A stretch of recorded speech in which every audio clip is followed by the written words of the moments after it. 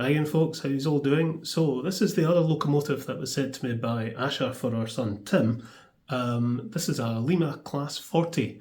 Now this has issues with its front bogie so it won't run, but I want to see if there's any life in it, so let's turn on the power and see what happens.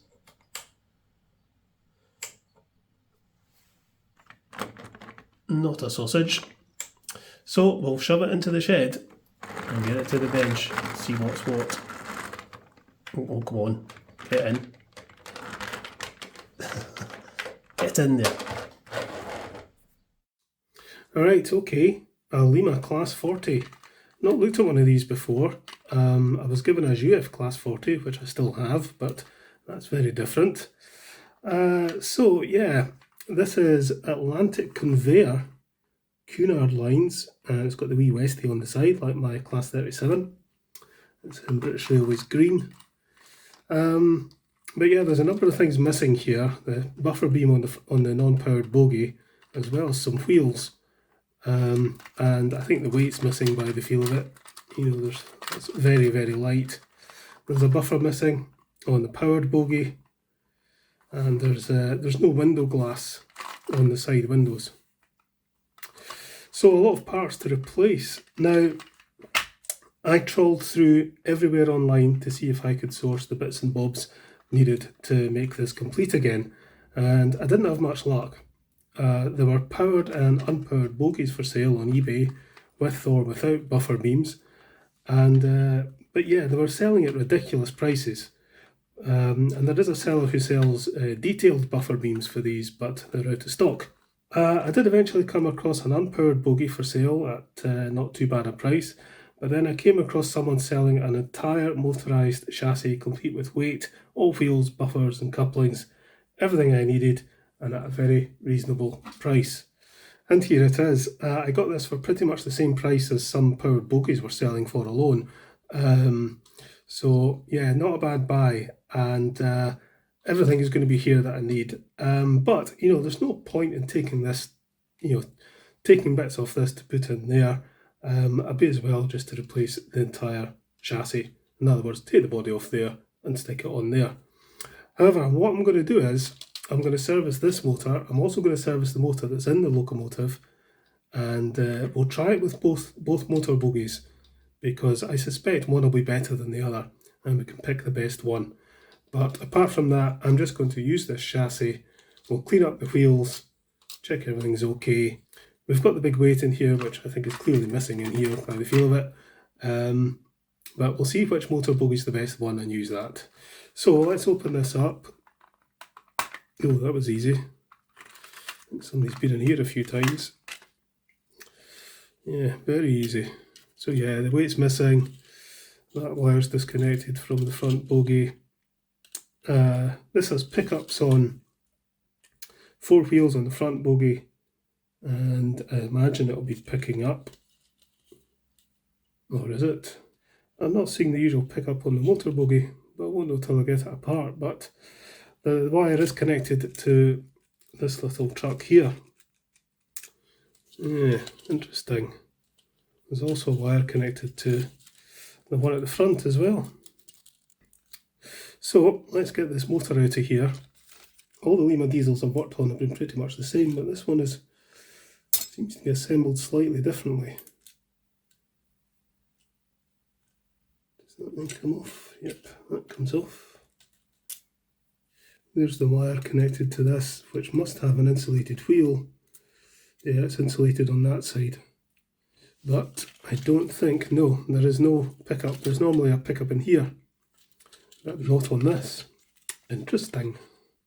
So on the motor alone, we've got, well, 9 gears, including the pinion gear. Blimey. And they're all held on with these little bolts. Right, we'll get the brushes out. They fell out nice and easy.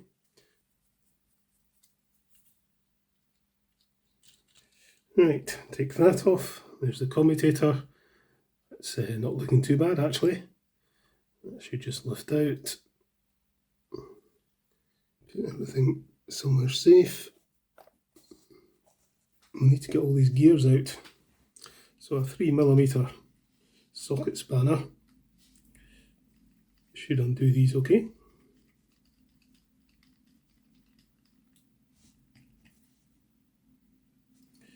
It's one. Alright, okay. So there's a lot of fluff and gunk on that we'll clean off. We'll clean up the gears. We'll give them a file as well. There's quite a bit of flash on them. And I think these little bolts will go into sonic cleaner.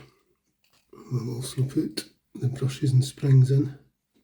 Right, I'll clean this up, give it a wee scoosh first. Some T-cut on it just to polish it up.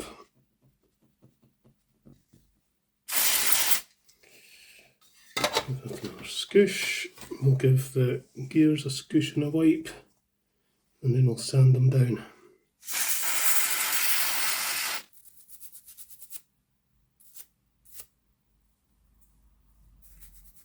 And give this a good scoosh. Going over with a brush. Just desolder the wires from this plate.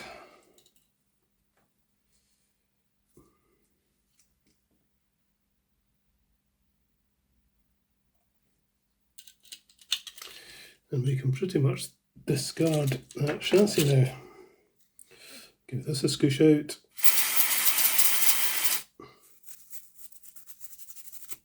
Get these gears filed.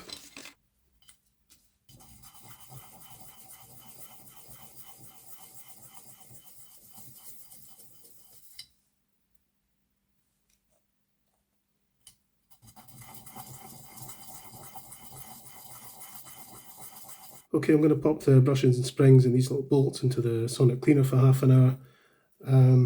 What I'm going to do is exactly the same to this motor, and then once both motors have been fully serviced, we'll try it with this one, and then we'll try it with this one, and we'll see which one's best. I mean, both might be identical, but normally one motor's slightly better than the other, so we'll see. Put this in the sonic cleaner, and then we'll wait to get some lunch. Right, okay, so that's the original motor, and there's the motor in the replacement chassis, which is still wired in, but I've given it an identical treatment to this one. So let's just listen to the original one.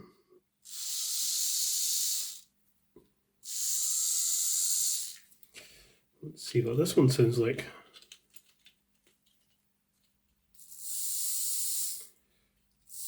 This one's definitely quieter.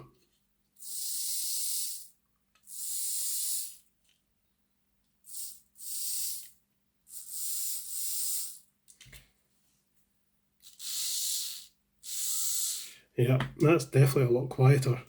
So I'm going to leave that wired in, and we're going to use the entire replacement chassis. So effectively Tim's going to get a completely different locomotive back, just with the same body on, but he's going to get a much better locomotive for it, and that's what matters. While everything was in the sonic cleaner, I gave all the wheels a good clean, so really I just need to put this back together now. Screw that on there, get that wheel back into position, get that down, screw going there.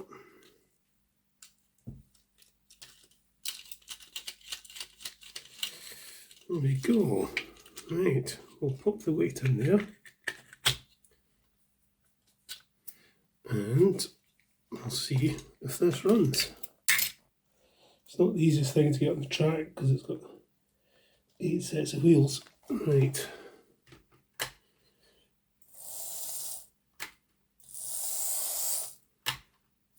There we go. So the last thing I want to do is to fit some window glass for these little windows. I've cut a strip out of what's actually a plastic tray out of a COVID testing kit. But yeah, kept a few of them, very useful. Just test fit that. That'll do. Doesn't have to be pretty on the inside, but I will have to sand down where it's going to be glued. Plastic doesn't glue too well with super glue unless you give one of the surfaces a bit of a roughen up.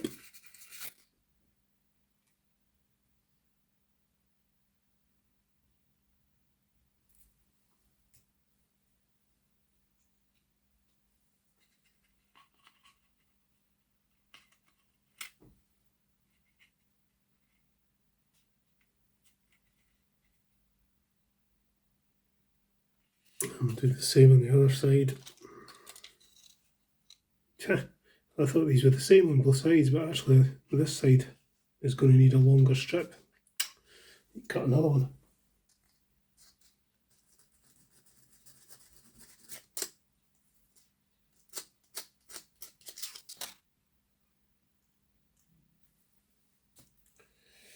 Spot of glue.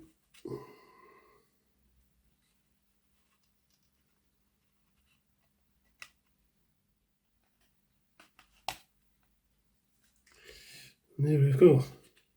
We've got window glass in. Right, let's pop that on. I wish this clipped on a little bit firmer than it does, but it'll be fine. Right, okay, let's go and pull this out of the shed. Okay then, let's bring out this Class 40.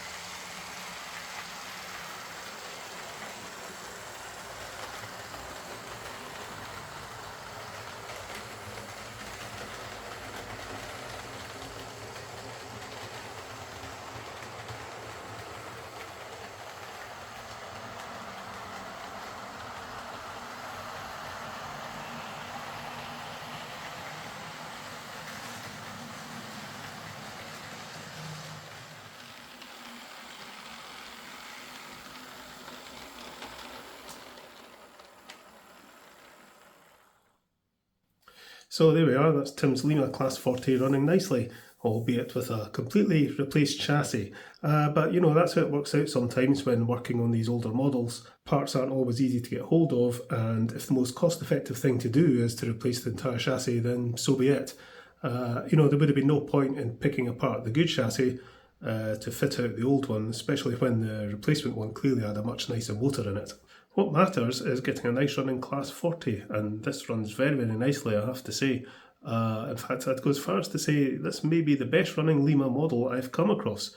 It pulls away nice and slowly, it's quiet, it runs smoothly, there's no pickup issues, and it's got a pretty low current draw, so you know, what more do you want? So I gave both motors the exact same treatment, so why would two identical motors treated exactly the same sound different? They just do, because when you take wear and tear into account, you know, they're going to be anything but identical, really. I'm pretty sure if I had a third motor, it would sound different again. You've maybe noticed that the body's on the other way round than when it was on the bench. This is the way it's meant to be. There's clips that only engage one way, and if you try to put the body on the other way round, it'll fit on, but it doesn't clip into place. So Tim already has his Class 37 back, so I'll get this packed up and sent off to him as well. I'm sure he'll enjoy running this excellent Lima Class 40. I really like the old Lima diesels, and I think they're perfect for getting nice running locomotives on a budget, regardless of the modeller's age or experience. I always look out for them at exhibitions, and I'm sure I'll pick up a few more at some point. Alright, all then. Catch you later, folks.